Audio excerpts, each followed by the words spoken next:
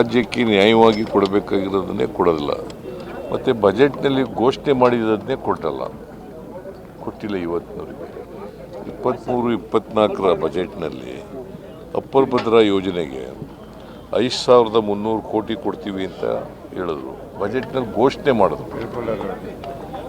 ಬಜೆಟ್ನಲ್ಲಿ ಘೋಷಣೆ ನಿರ್ಮಲಾ ಸೀತಾರಾಮನ್, ಆದರೆ ಇವತ್ತಿನವರೆಗೂ ಒಂದು ಪೈಸೆ ಕೊಟ್ಟಿಲ್ಲ.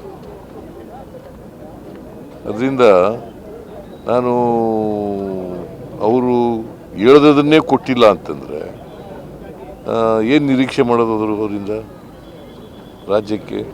ಈಗ ಅನೇಕ ಪ್ರಾಜೆಕ್ಟ್ಗಳಿಗೆ ದುಡ್ಡು ಕೊಟ್ಟಿಲ್ಲ ಅವರು.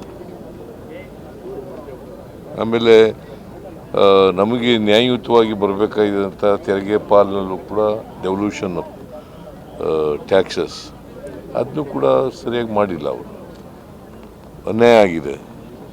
ನಮ್ಮ ರಾಜ್ಯದಿಂದ ವರ್ಷಕ್ಕೆ 4.5 ಲಕ್ಷ ಕೋಟಿ ತೆರಿಗೆ ವಸೂಲಾಗ್ತದೆ. ನಮಗೆ ಬರೋದು ಒಂದು 60,000 ಕೋಟಿ ಅಷ್ಟೇ. ₹1 ನಾವು ತೆರಿಗೆ ಕೊಟ್ಟರೆ ನಮಗೆ ಬರೋದು 13-14 ಪೈಸೆ ಅಷ್ಟೇ.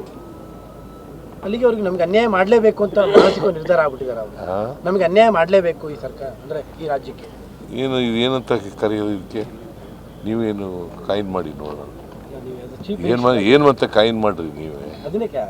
ನೀವು ಕಾಯಿನ್ ಮಾಡಪ್ಪ. ಮಾಧ್ಯಮದವರು ಕಾಯಿನ್ ಮಾಡಿ ಏನು ಮಾಡ್ಬೋದು ಅಂತ.